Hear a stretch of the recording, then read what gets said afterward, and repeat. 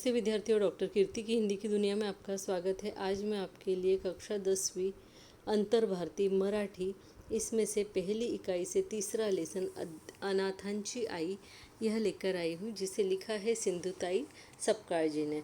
सिंधुताई का जन्म 1948 में हुआ था। आइए हम इनके जीवन के बारे में थोड़ा सा देख लेते हैं। अनाथांची सेवा करणाऱ्या सामाजिक कार्यकर्ता, यानी अनाथ बच्चों की सेवा करने वाले ये कोण हैं? सामाजिक कार्यकर्ता हैं। ममता बालसदन ह्या संस्थेची स्थापना करून अनाथ मुलांचा सांभाळ करण्याचे समाजकार्य त्या करत आहेत। यानी उन्होंने एक ममता बाल सदन नाम के संस्था की जो है स्थापना की है, जिसका कार्य है अनाथ बच्चों की को संभालना, उनका ध्यान रखना। त्यांनी अनेक अनाथ मुलांना शिक्षण दिले। कई ऐसे अनाथ बच्चे जिनको उन्होंने पढ़ाया लिखाया, जगण्याची प्रेरणा दिली आणि सर्वात महत्त्वाचे म्हणजे समाजात मानाचे स्थान मिळवून दिले। यानी उनको पढ़ाया तो सही, साथ में उनको जीने की प्रेरणा भी दी, क्योंकि जब वे अनाथ हो गए बच्चे तो उनका जो ज़िंदगी थी वो एक नर्क के समान बन गई थी। तो उस जीवन को उसको फिर से जीने की प्रेरणा देना, ये एक महत्वपूर्ण कार्य उन्होंने किया। उसके साथ में उनको पढ़ाया। उसके बाद सबसे महत्व का काम, मतलब समाज में उनको एक मान सम्मान वाली ज़िंदगी या मान सम्मान का स्थान जो है वो ला कर दिया है ना, दिलवाया। मी बनवासी है त्यांचे आत्मचरित्र प्रसिद्ध आहे। जैसे कि हम लोग पढ़ते हैं ऑटोबायोग्राफीज, वैसे इन्होंने लिखा हुआ है अपना मी बनवासी। ठीक है। त्यांचा सामाजिक कार्यांचा गौरव म्हणून महाराष्ट्र शासनाने त्यांना अहिल्याबाई होलकर, सावित्रीबाई फुले या पुरस्कारांनी सम्मानित केलेले आहे। अब जैसे कि उनका कार्य इतना बड़ा और इतना महान कार्य वे कर रही हैं, कई अनाथ बच्चों को वे पाल रही हैं, तो उनका जो है महाराष्ट्र सरकार ने गौरव किया है, उनका सम्मान किया है। तो पहला सम्मान तो उनको मिला है अहिल्याबाई होलकर का। अब आप अहिल्याबाई होलकर के बारे में जैसे जानते होंगे कि ये कौन से स्टेट से थी, तो इंदौर से, है ना। दूसरी है सावित्रीबाई फुले। सावित्रीबाई फुले कहाँ से थी? पुणे से, और ये हमारे यहाँ की पहली स्त्री शिक्षिका भी मानी जाती है ना। और इसलिए इनको बहुत महत्त्व प्राप्त, और इनके नाम के दोनों सम्मान जो है इनको प्राप्त हुए। तसेच सतपाल मित्तल नॅशनल अवॉर्ड व फाउंडेशन यांचेही त्यांना पुरस्कार मिळालेले आहेत। त्यांच्या जीवनावर आधारित मी सिंधुताई सपकाळ हा चित्रपट प्रकाशित झालेला है। इनका जीवन इतनी घटनाओं से घिरा हुआ था कि इनके जीवन के ऊपर जो है एक चित्रपट अर्थात पिक्चर भी बन चुका है। सिंधुताईचा लयबद्ध वक्तृत्वासाठी प्रसिद्ध है। ये बहुत अच्छे से कविताएं वगैरह बोलती हैं, इसके लिए ये प्रसिद्ध है, और बहुत अच्छे भाषण भी देती हैं। प्रस्तुत पाठात लेखिकेची प्रतिकूल परिस्थितीतही शिकण्याची प्रचंड जिद्द दिसून येते। यानी जो ये लेखिका है, मतलब सिंधुताई सपकाळ, स्वयं ने ये लेसन लिखा हुआ है ना, तो इनके जो जीवन की परिस्थितियाँ रही वो सदैव प्रतिकूल रही है ना।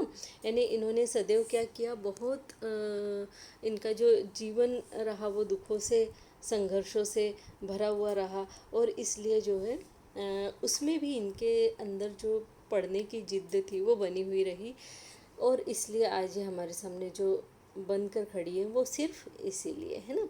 आइए हम देखते हैं इनके लेसन को। मी सिंधुताई सपकाळ। अब यहाँ पर ये बोल रही हैं कि मैं कौन हूँ? सिंधुताई सपकाळ। मला लहानपणी सगळेजण चिंधी म्हणत, यानी जब ये छोटी थी तो इनको सब लोग चिंधी नाम से बुलाते थे। चिंधी यानी आप जानते होंगे फटे टूटे कपड़े जो रहते हैं उनको चिंधी बोला जाता है ना, तो चिंधी म्हणत। चिंधी अभिमान साठे, यानी इनका जो पहले का नाम है, इनके पिता के यहाँ का जो इनका नाम है वो है चिंधी अभिमान साठे, क्योंकि वैसे तो इनका नाम सिंधु था लेकिन सब चिंधी बोलते थे ना। पिता का नाम अभिमान और सरनेम जो है इनका पहले साठे था, जो बाद में सपकाळ हुआ। माझा जन्म 14 नोव्हेंबर 1948 रोजी नवरगाव फॉरेस्ट येथे झालेला नवरगांव फॉरेस्ट विदर्भ में इनका जन्म हुआ। माझ्या वडिलांना अण्णाजी म्हणायचे आणि सब लोग इनके पिताजी को अण्णाजी बोलते थे। आमचं घर छोटंसं पण छान होतं। अंगणात गुरं गाई म्हशी होत्या। हम बोल रहे हैं कि इनका घर जो है वो छोटा सा था लेकिन बहुत अच्छा था। उनके आंगन में जो है जनावर, गुरं यानी जनावरे है ना, वो भी गाय भैंस वगैरे ऐसे थी। मी रोज म्हशी घेऊन शाळेसमोरून जात असे। त्या शाळेचं नाव होतं बुनियादी ग्रामशाळा पिंपरी मेघे, आरवी रोड, जिला वर्धा।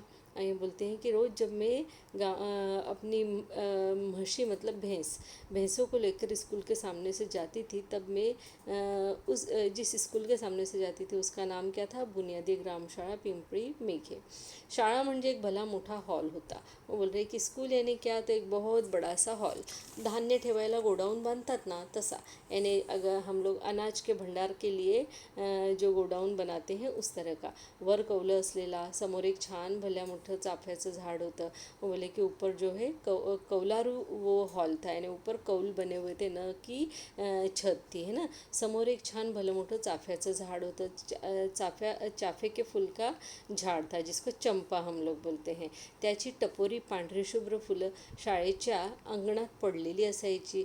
उसकी सफ़ेद रंग की फूलें फूल जो होते हैं वो स्कूल के आंगन में अर्थात मैदान में पड़े हुए रहते थे।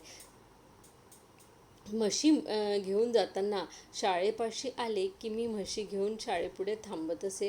वो बोले कि जब मैं मतलब भैंसों को लेकर वापस घर जाती थी या घर से भैंसों को चराने के लिए जब लेकर जाती थी तो वो स्कूल के सामने थोड़ी देर रुक जाती थी। थांबना यानी रुकना। शाळेत जाणाऱ्या मुली चांगले कपडे घालून वेणी फणी करून शाळेसमोर खेळत असायच्या।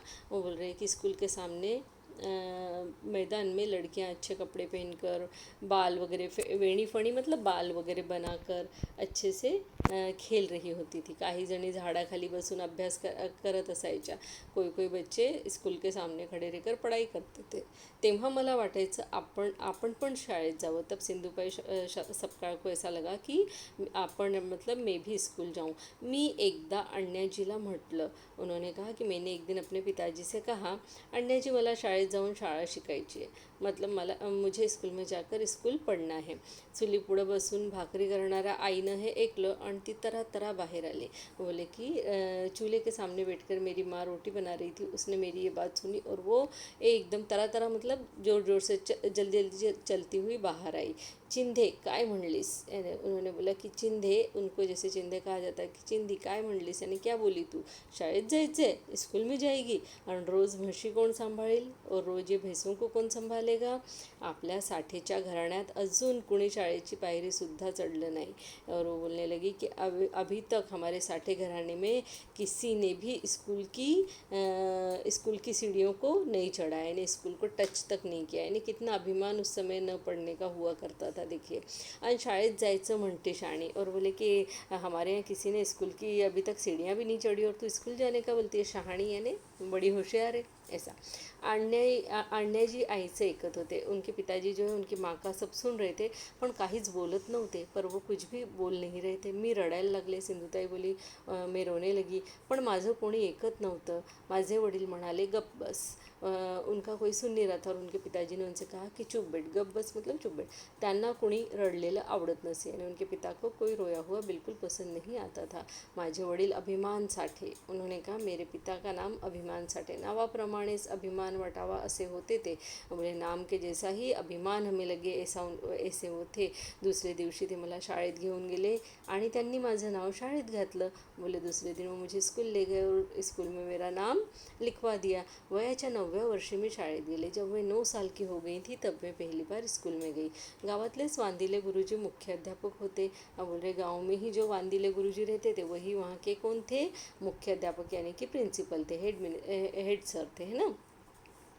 पांढरे शुभ्र धोतर, त्यावर नेहरू शर्ट व डोक्यावरील पांढरी टोपी असा त्यांचा पोशाख होता। वे हमेशा धोती पहनते थे, सफ़ेद रंग की एकदम सफ़ेद, त्या उसके ऊपर नेहरू शर्ट पहनते थे यानी कुर्ता, और उसके बाद में सफ़ेद रंग की टोपी उनके सिर पर रहती थी। वडिलांनी माहिती सांगितली। उनके पिताजी ने स्कूल जब लेके गए तो सिंधुताई के बारे में सब माहिती बताई। वांदिले गुरुजींनी माहिती लिहिली। वांदिले गुरुजी ने सारी जो माहिती है वो सब लिख ली।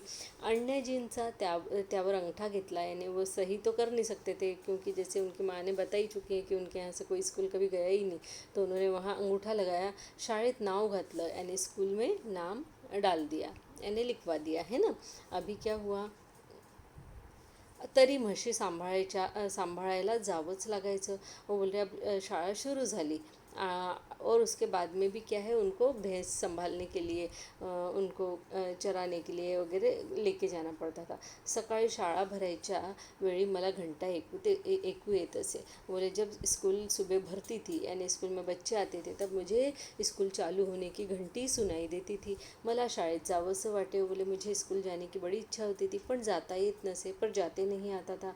सकाळी 7 ते 1 वाजेपर्यंत व नंतर 3 ते 5:30 पर्यंत अशी 2 वेळा शाळा भरायची। वो बोले स्कूल 2 बार लगती थी, सुबह 7 से 1 और दोपहर में 3 से 5:30, ऐसे 2 पाळी में स्कूल भरती थी। सकाळची शाळा मला सापडत नसे। वो बोले सुबह की स्कूल तो मुझे जाने को नहीं होता था। म्हशी चरायला गेलं की शाळेजवळ खालच्या बाजूला जो छोटा डो होता, त्यात म्हशी डुंबत असत।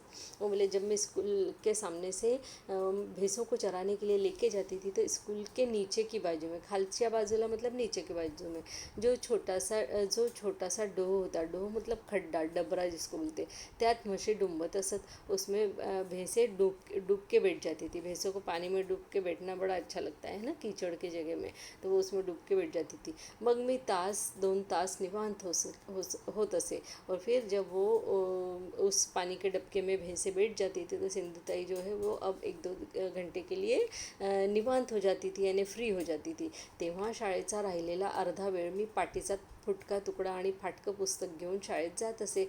और उसी समय फिर वो अपने साथ में जो है एक पट्टी का, यानी जिसके ऊपर लिखा जाता है ना, स्लेट जिसको बोलते हैं, पहले पत्थर की बनी हुई होती थी, तो अक्सर वो बच्चों के हाथ से गिर के टूट जाती थी, तो उसका टूटा हुआ फूटा हुआ टुकड़ा और एक फटी टूटी किताब लेकर वो स्कूल चली जाती थी। शाळा भरलेलीच असे। अब जब भी वे पहुंचती, तब स्कूल जो है वो भरी हुई रहती थी। काही मुलं में सारे बच्चे जो है स्कूल में आ गए होते थे। काही मुलं मोठ्या मोठ्याने 1-2 असे पाड़े सुरत म्हणत असायची, यानी स्कूल में जब भी पहुँच रही होती थी, उस समय वो देखती कि कुछ बच्चे जो है 1-2 के पहाड़े जो है मतलब टेबल्स जो है वो पढ़ रहे हैं। तीसरी आणि चौथीला वांदिले गुरुजी शिकवत। तीसरी और चौथी क्लास को वांदिले गुरुजी पढ़ाते थे, तर पहिली दूसरीला कांबळे गुरुजी शिकवत, और पहली दूसरी को कांबळे गुरुजी पढ़ाते थे। 4 कोपऱ्यात 4 वर्ग अशी रचना असे, क्योंकि वो बहुत बड़ा हॉल था। उसके 4 कोनों में 4 क्लासेस लगती थी, पहिली दुसरी तिसरी चौथी, है ना। मी वर्गात गेले की मुलं मुली म्हणत, गुरुजी चिंधी आत्ता शाळेत आली बघा, यानी जैसी स्कूल में जाती वैसी बच्चे जो है इनकी शिकायत करने लगते कि देखो गुरुजी, देखो टीचर, चिंधी अभी इतनी देर से इतनी लेट जो है स्कूल में आई है। वांदिले गुरुजी माझ्याकडे रागाने बघत। वांदिले गुरुजी को तो बड़ा गुस्सा आता था, पण कांबळे गुरुजीचे आश्वासक डोळे मला न बोलता सांगत, ये बस वर्गात। पर जो कांबळे गुरुजी थे, उनका इनके ऊपर बड़ा प्रेम था। वे आंखों ही आंखों में उनसे बोल देते थे कि कोई बात नहीं बेटा, आकर और बैठ जाओ क्लास में। माझ्यावर त्यांनी खूप माया केली। वो जो कांबळे गुरुजी उन्होंने जो लेखिका है सपकाळ, इनके ऊपर खूब प्रेम किया, माया की, है ना, पिता के समान। मी शाळेत उशिरा गेले तरी ते रागवत नसत। अगर ये देर से स्कूल जाए तो भी वे गुस्सा नहीं होते थे। रागवणे म्हणजे राग येणे, गुस्सा आणा, है ना। त्यांची उबदार माया नसती तर मी जी थोडीफार शिकले तेवढीही शाळा शिकू शकले नसते। वो बोले कि अगर उनकी उबदार माया, यानी उनका जो वो पिता समान प्रेम मेरे साथ नहीं होता, तो मैं जितना पढ़ी हूँ उतना भी नहीं पढ़ सकती थी। आयुष्याच्या वाळवंटात जशी सावली असावी तशी मला गुरुजींची माया वाटली। अगर किसी को रेगिस्तान के मरुस्थल में छोड़ दिया जाए, तो वो ऐसे समय में अगर कहीं किसी पेड़ की छाया मिल जाए, ऐसे ही उनको इन कांबळे गुरुजी की माया जो है वो लगती थी, उनका प्रेम लगता था. गुरुजी पाटीवर ग म असं लिहून देत असत. यानी गुरुजी जो है पट्टी के ऊपर, उनके स्लेट के ऊपर वर्णमाला के कुछ अक्षर लिख देते थे, जैसे ग म. परत परत लिहायला सांगत और फिर उसको लिखने को बोलते थे. ते विचारत तू जेवलीस का, मला काय बोलावं ते कळत नसे. वो पूछते थे कि तूने खाना खा लिया क्या, परंतु लेखिका को सिंधू जी को समझ में नहीं आता था कि क्या बोला जाए. शाळेची घंटा झाली की सर्व मुले मुली जेवायला बसत. बीच में जो इंटरवल होता है उस समय घंटा बजी कि सब बच्चे खाने बैठ जाते थे टिफ़िन लेकर. मी त्यांच्या तोंडाकडे बघत असे और जो सिंधु ताई वो उन बच्चों के मुंह की तरफ देखती रहती थी. पोटात भूक लागलेली. अब उनको पेट में तो बड़ी भूक लगी हुई है ना, भूक लगी हुई रहती थी. मुले मुली जेवण करून खेळायला गेल्या की मी लाडूचा तुकडा, भुरका, गुळाचा खळा, जिलेबीचा टुकड़ा मातीतून फुलात उचलून ठेवत असे. यानी जैसे कि उन्होंने हमको पहले बताया कि वहाँ पे एक चाफे के फूल का झाड़ था, यानी चंपा के फूल का एक बड़ा सा झाड़ था और उसके नीचे जो है चंपा के फूल गिरे हुए रहते थे, है ना. तो वो उन फूलों को उठाने के बहाने से वो जो लड्डू के टुकड़े या कोई गुड़, किसी ने गुड़ खाया तो गुड़ का टुकड़ा, कोई बच्चा जिलेबी लाया तो उसका टुकड़ा अगर खाते समय नीचे गिर गया तो फूल के साथ में चुपके से वो उठाकर रख देती थी. आणि सर्वांना वाटायचं की मी चाफ्याची फूलच गोळा करते और सबको क्या लगता था कि वो फूल उठा रही है, सिर्फ वो इकट्ठा कर रही है. पण त्या फुलातला माती लागलेला तो अन्नाचा कण चाफ्याच्या सुगंधाने चवदार व गोड लागायचा. वो बोले की लेकिन जब मैं वो फूल के साथ में वो अन्न का जो कण था, खाने के जो कण रहते थे गिरे हुए, वो उठा लेती थी, तो चाफे के फूल की सुगंध के कारण और ज़्यादा स्वादिष्ट लगते थे, मीठे लगते थे. त्यावर घोटभर पानी पिऊन मी वर्गात बसायची. फिर उतना वो जो 2-3 टुकड़े मिले हुए खा के उसके ऊपर पानी पी के वो क्लास में बैठ जाती थी. कधी कधी म्हशीमुळे दिवस शाळेत जाता येत नसे. कभी कभी तो भैंसों के कारण वो कई दिनों तक स्कूल नहीं जाती थी. आमच्या चिखलदऱ्यात भराडी नावाची एक वनस्पती येते. ये चिखलदरा में रहती थी और वहाँ पे एक भराड़ी नाम की वनस्पति आती थी. चिखलदरा एक पहाड़ी इलाका है और इसको हम हिल स्टेशन टाइप का है.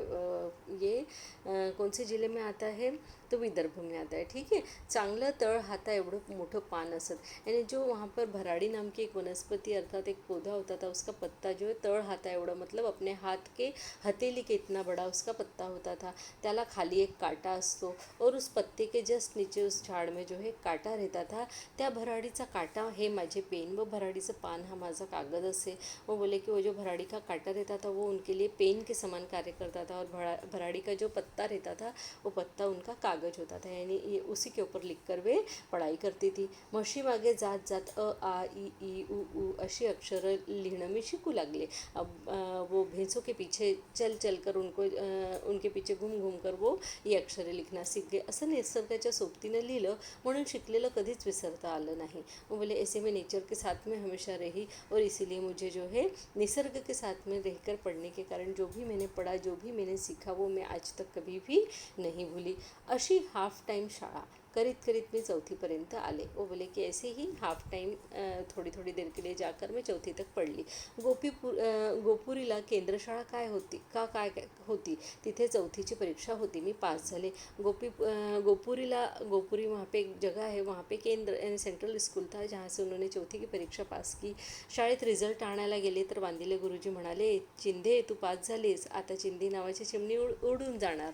फिर वांदिले गुरुजी उनसे बोले कि चिंधी तू पास हो गई है, अब जो है चिंधी नाम की जो चिड़िया है वो उड़ जाएगी, है ना. मी तो कागद घेऊन बाहेर पडले. अब वो जो रिझल्ट था उसको लेकर बाहर निकले, पण पुन्हा वळून शाळेकडे पाहत होते. परंतु वो बार पलट कर वळून याने पलट कर पुन्हा याने बार, है ना, उस स्कूल की तरफ देख रहे थे. त्या भिंतीवर चुन्यानं लिहिलेली बुनियादी ग्रामशाळा पिंपरी मेघे ही अक्षर पुसट होत होती.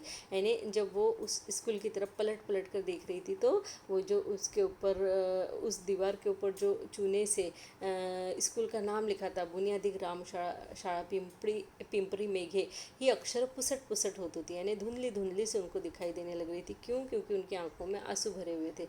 इसलिए वो जो अक्षर है वो उनको बिल्कुल धुंदले से दिखाई दे रहे थे, पुसट पुसट याने धुंदले से. त्यावरची शाई आसमानच्या त्या पाण्यात कागदभर पसरत होती, अशी माझी शाळा. देखिए जैसे कि उनके आंखों में जो आंसू भरे हुए, उसमें वो जो शाई है वो घुल गई है और पूरे उसमें फैल गई है, ऐसा उनको लग रहा था. अशी माझी शाळा. वो बोलते हैं ऐसी थी मेरी स्कूल. माझं लग्न झाल्यावर सासरी माझा छळ होण्याची जी कारणं आहेत त्यापैकी एक कारण म्हणजे माझी शुद्ध भाषा. बोले जब मेरी शादी हुई और मैं ससुराल गई तो ससुराल में जो मुझे परेशान किया गया, छळ यानी परेशान करना है ना, उनका जो छळ किया गया उसकी जो कारणें थी, वो मुख्य कारण उनमें से एक था कि उनकी भाषा जो थी मराठी वो बहुत ज़्यादा शुद्ध थी. आज भी अगर हम उनको बोलते हुए सुनते हैं तो हमें ऐसा लगता ही नहीं है कि विदर्भ के किसी छोटे से क्षेत्र में से आई हुई औरत है ना. दूसरा कारण म्हणजे माझं वाचन, और दूसरी बात ये थी कि उनको पढ़ने का बहुत शौक था, वाचन यानी पढ़ना. तो वो कारण भी एक था जिसके कारण उन्हें बहुत ज़्यादा तंग किया जाता था, परेशान किया जाता था.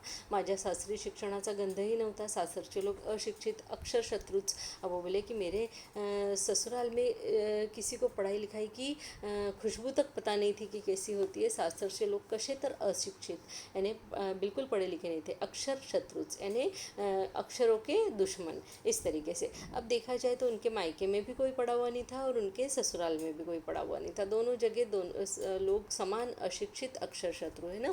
त्यांना काहीही वाचता येत नसल्यामुळे त्यांच्यासमोर मी वाचायला कागद हातात घेतला की त्यांच्या कपाळाला आठ्या पडायच्या. यानी उनको कुछ पढ़ते नहीं आता था, इसलिए जब उनके सामने अगर इन्होंने कोई कागज़ पढ़ने के लिए ले भी लिया तो फिर जो घर के लोग हैं उनके सिर पे जो है ऐंठ आ जाती थी, यानी आठ्या पड़ जाते थे, यानी कपाळ पे यानी माथे पर जो है ऐंठ आती थी, है ना. पुढे पुढे मी चोरून वाचायला लागले. वो बोले बाद में मैं चोर चोर के छुप छुप के पढ़ने लगी. वाणा सामानाचे कागद चोळामोळा करून उंदीर घुशीच्या बिळात ठेवायला लागले. और फिर वहाँ पे एक ही ज़रिया था पढ़ने के लिए किसी भी सामग्री का. तो आप जब वाणी के यहाँ से यानी किराने का सामान जब लाते हैं तो वो पहले कागज़ों में या कागज़ के जो पुड़े रहते हैं, लिफाफे रहते थे, उसमें भर के और वो सामान घर पे पहुंचाया जाता था. तो वो जब सामान निकाल लेने के बाद में वो कागज़ को बिल्कुल ऐसे हाथ में चौड़ा मोड़ा करके, यानी हाथ में उसका गोल गोल सा बॉल बना के उसको वो क्या करती थी, उंदीर घुशीच्या बिळात ठेवायला लागले. यानी मिट्टी में से जहाँ छेद होते थे, जहाँ चूहे या बड़े बड़े चूहे जिनको घूस बोला जाता है, मुंगूस बोला जाता है, वो जो होते थे उनके बिल में रखने लगी. क्योंकि लोग वहाँ जाके देखते नहीं थे ना, अगर उन्होंने वहाँ छुपा के रख दिया तो कोई वहाँ जाके देखता नहीं था, इसलिए.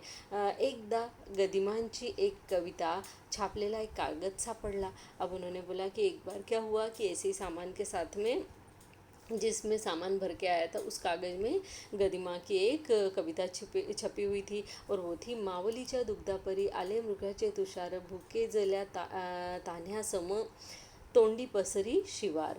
अब यहाँ पे उन्होंने ये लाइन जो पढ़ी कि माऊलीच्या दुधापरी आले मृगाचे तुषार, यानी जैसे माँ का जो दूध रहता है उसके जैसा जो है मृग यानी हिरण है ना, उसके जैसे मतलब मृग का जो मौसम रहता है उसके अंदर, यहाँ पे मृग यानी मौसम, यहाँ पे मृग यानी हिरण्य हुआ है ना.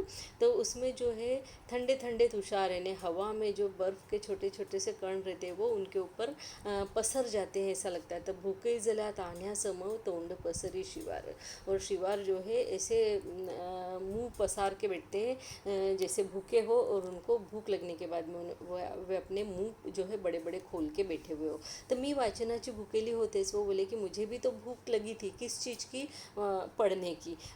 गदिमांच्या ह्या ओळी मला भुरळ घालत होत्या. वो बोली गदिमा की ये जो लाईनें थी वो मुझे पागल कर रही थी. त्या दिवशी घरात बरीच गर्दी होती, त्यामुळे घरापासून दूर जाऊन एका मोठ्या दरात तो कागद ठेवला.